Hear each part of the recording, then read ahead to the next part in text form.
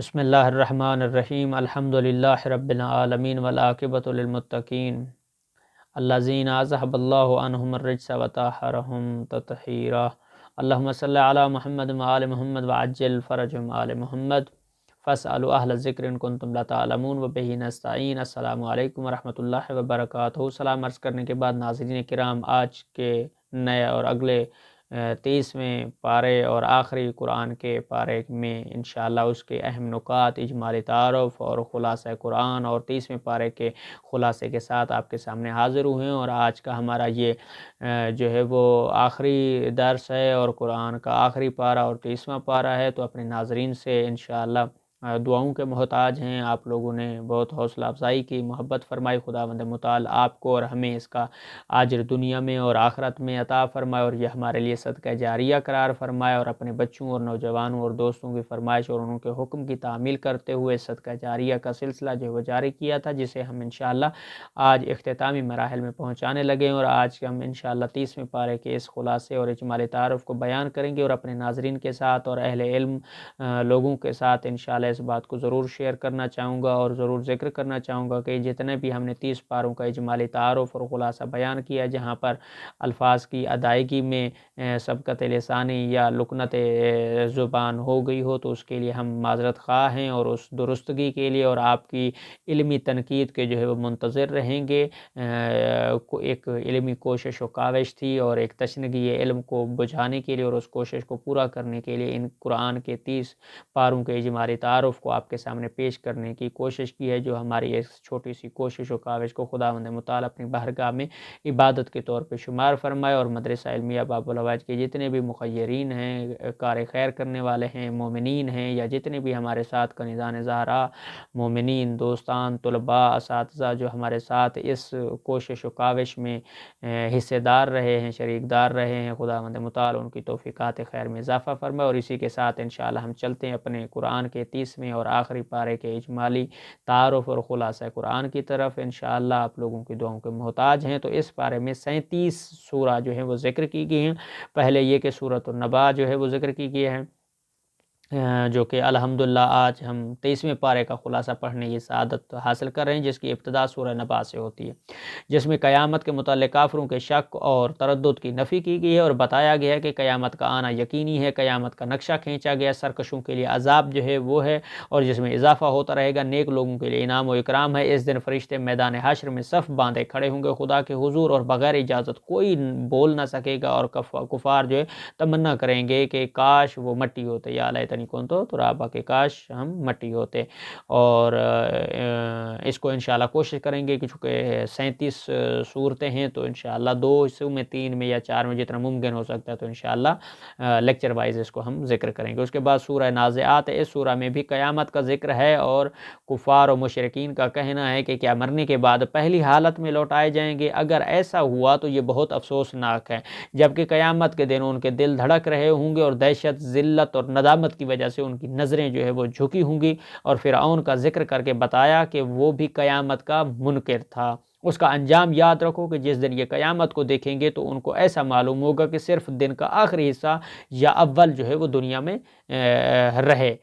تو یہ اللہ ہمیں تذکر دے رہا ہے کہ ایک اس طرح سے پہلے بھی وہ موجود تھا کہ جس نے انکار کیا تھا، اس کا کیا حشر ہوا تھا۔ تاریخ اور قرآن اور خدا کی ذات اور انبیاء گواہ ہیں۔ اس طرح سے سورہ عبس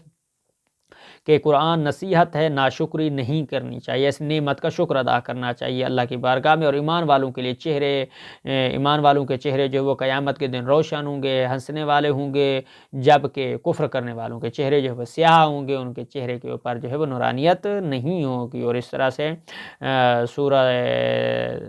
تکویر جو ہے اس میں قیامت کا منظر کھینچا گیا کہ کائنات کی کوئی بھی چیز محفوظ نہ ہوگی، سورج، ستارے، پہاڑ، سمندر، ریت کے گھروندے ثابت ہوں گے۔ پھر اللہ تعالیٰ نے 4 قسمیں کھا کر قرآن کی حقانیت اور نبی اکرم صلی اللہ علیہ وآلہ وسلم کی نبوت اور رسالت کو بیان کیا ہے، اور قرآن شیطان مردود کا کلام نہیں بلکہ یہ اللہ کا کلام ہے جو تمام عالم کے لیے نصیحت ہے۔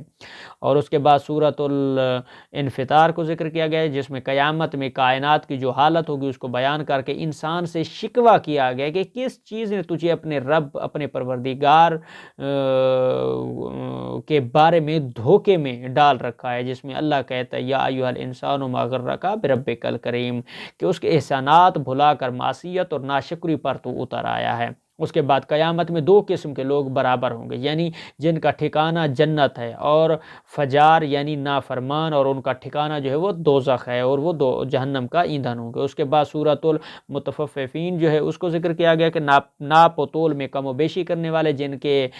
دینے کے پیمانے اور ہوتے ہیں، لینے کے پیمانے جو ہے وہ اور ہوتے ہیں، ناپ و تول میں جو کمی کرتے ہیں اور اس طرح کے انسانوں کے حقوق غصب کرتے ہیں، ان کے لیے ہلاکت کی وعید ہے، اور ان کا ٹھکانہ جہنم ہے، اور وہ خدا کی نافرمانی کرتے اور ان کی مخلوق پر ظلم کرتے ہیں۔ قیامت کی ہولناکیوں کا ذکر بتایا گیا ہے کہ دنیا میں مجرم اور سرکش نیک لوگوں کا مذاق اڑاتے تھے، اور قیامت میں نیک لوگ ان پر ہنسیں گے کہ دیکھیں ان کی کیا حالت ہے، یہ ہم پر ہنستے تھے، جبکہ در حقیقت یہ خدا کی اطاعت تھی۔ اس کے بعد سورۃ الانشقاق ہے کہ قیامت کی ہولناکی کا ذکر ہے کہ جس میں آسمان پھٹ جائے گا، جب حساب لیا جائے گا تو کچھ لوگوں کو نامہ اعمال داہنے ہاتھ میں دیا جائے گا اور وہ خوش ہوں گے اور جنت میں جائیں گے، اور جن کے نامہ اعمال پیٹھ کے پیچھے سے دیے جائیں گے وہ جہنم میں جائیں گے۔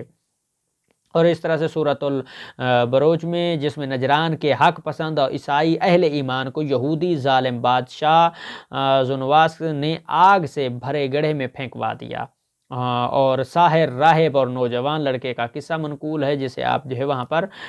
پڑھ سکتے ہیں، اور اس تفصیل میں اور تفسیر میں جا کر اور قرآن کی وضاحت میں جا کر اس سے مطالعہ کر کے استفادہ حاصل کر سکتے ہیں، کہ جس کی استقامت دے کر ہزاروں لوگوں نے اسلام قبول کیا اور خندقوں والی دہکتی آگ میں ڈالے گئے۔ پھر فرمایا گیا کہ اللہ کی پکڑ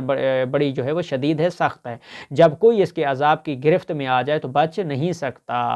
ٹھیک ہے جی۔ اس کے بعد سورۃ الطارق ہے کہ اللہ نے آسمان کی اور رات کو چمکنے والے ستارے کی قسم کھا کر فرمایا کہ ہر انسان پر نگہبان فرشتہ مقرر کیا اللہ نے، اور انسان اپنی تخلیق پر غور کرے کہ اللہ نے اسے آنکھیں دی ہیں، کان دی ہیں، زبان بولنے کے لیے دیے، دماغ، عقل، فہم و فراست، سوچنے کے لیے، تدبر کرنے کے لیے دیے، ہاتھ دیے، پاؤں دیے، یہ تمام چیزوں کے بارے میں تدبر کرے، تفکر کرے، سوچے، فکر کرے اللہ نے کن کن نعمتوں سے اسے نوازا ہے۔